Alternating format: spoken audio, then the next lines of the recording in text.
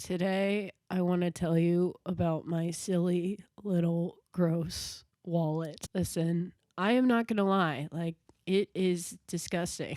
We've got little crumbs showing up in here. I'm pretty sure this was a hand-me-down from that time where everyone was just into paisley and Vera Bradley was everywhere and anywhere. But yeah, anyway, I started using it after I had moved here, and I'm still to this day not super jazzed out about the pattern, but I quickly learned that with all these zippers and these pockets and the little photo thing, it's pretty awesome, right? But the problem is that about a week ago, it started to really fall apart. It started to come to the point where all the divisions internally were breaking down. There wasn't really a point for a pocket when the fabric between the two dividers looked like it got nibbled by a mouse. The little bit that connects the zipper to the main pocket that houses my most precious cards was starting to fall off. And could I get just another wallet for $10? Yes. Could I put aside some money to probably get something that would last me a lot longer? Yes. But listen, I am so sentimental. I will keep things until they fall apart, and it's so socially unacceptable for me to keep them any longer. I have too many knickknacks. I collect all of the things that mark all of the precious moments in my life. Oddly enough, I do not have that one stuffed animal, but many people do have that one stuffed animal that they've had for forever. And it's disgusting, but they love it. But I realized I have this little sewing kit. It's nothing really special beyond these little scissors that come out. You can fold them out. They're really just like a nifty little gadget to have. There's been so many situations in which I felt like I could really use scissors, and these do the trick. But anyway, I don't know how to sew, okay?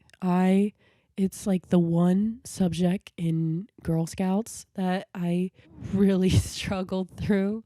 I'm constantly impressed by my friends and creative community of fashion and clothes and textiles around me, and intimidated. But I'm definitely the kind of person who sees something once, and for whatever reason, with no proof of any talent or hope, really, I think that I can do something. And sometimes, if I'm in the right mood and I'm lucky enough to have enough time, I get the joy of following that impulse. And let me tell you, I had the best time putting in these little stitches to put the zipper back together.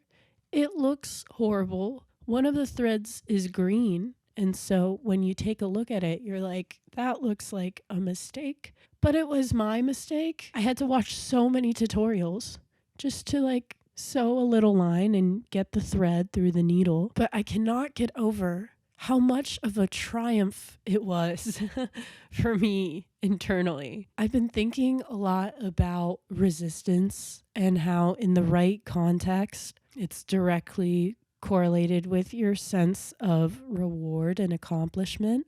On its simplest terms, I think we just love to see a cause and effect. I think there's a reason why you watch babies throw crayons or food on the ground. They just want to know that they did something, and they're so delighted by the fact that they did something, that they had a thought, and then they proceeded to make an action, and that thought had a direct effect. We like to know, and we like to get physical cue that we've had some sort of impact. And that feeling is so rare. I feel like a lot of our consumption is geared around seeing effects. It's almost like we're learning to be helpless because we do not see all the process and inconveniences that led to the little highlights, for better or for worse, of what we're seeing.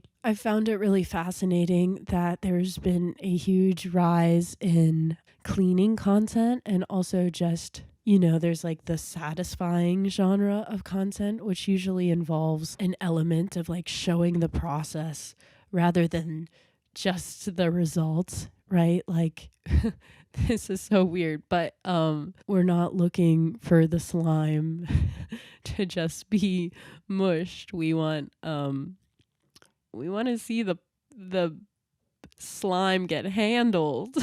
Maybe we're missing out on some level of joy because sometimes the best things are the most inefficient. We don't give ourselves the license to indulge and learn and struggle through something and therefore experiencing it rather than the norm, which is watching someone else do it, projecting onto us like what we think we should be at or what we think it should feel like or look like as a result. I don't think anyone can really get away from the discussion on AI right now. It's everywhere and it's going to come and it's coming already. And regardless how you feel, that's not really going to change it. But I keep asking myself, like, when did we make the ultimate virtue efficiency? I would guess like maybe industrialization was when that happened, but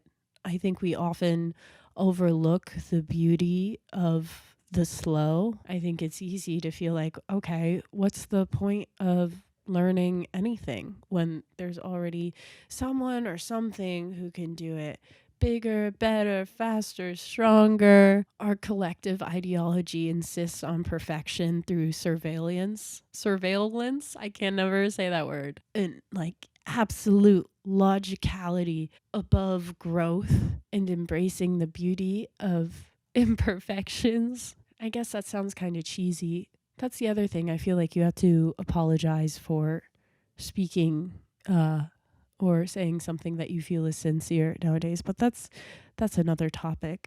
But I think doing something because it's illogical, because it doesn't make rational sense, is exactly what makes it so special. It means that your initial intentions aren't tied to anything other than, I am going to make an effect here. I cannot tell you how awesome it feels to reach for my Metro card and run my hand over my terrible little mismatched stitches. I love dedicating my time to music and writing and DJing and trying to learn how to draw and trying to do all the things I was too afraid to try. All of these things that are wildly illogical in today's standing or society or whatever, and have very little potential for producing any sense of financial security.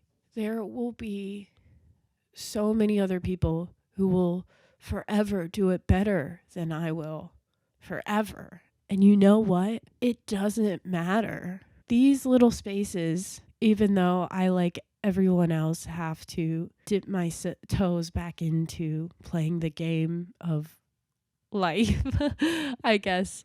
I guess what I mean by that is finding a way to make money so that I can survive and create the space for these things. But these little spaces give me the opportunity to dive back into the more manual side of creation. I can build a slower, more sustainable connection to results. There's so many times where I'll open up TikTok or whatever it is and I'll consume a bunch of content and I won't remember what I saw at all, but I will remember the sometimes negative emotions I feel after the fact. This is my greatest form of resistance, giving myself the license to play and to fail. I'm stitching my little wallet. I'm taking my crayons and I'm throwing them back on the floor and then I'm picking them up again and I'm giggling because I can create and so I am here. Anyway, sorry that I sound like a frog. Clearly, I was feeling emotional about my wallet. That is that. Have a wonderful day and take care of your immune system. It's something's going around.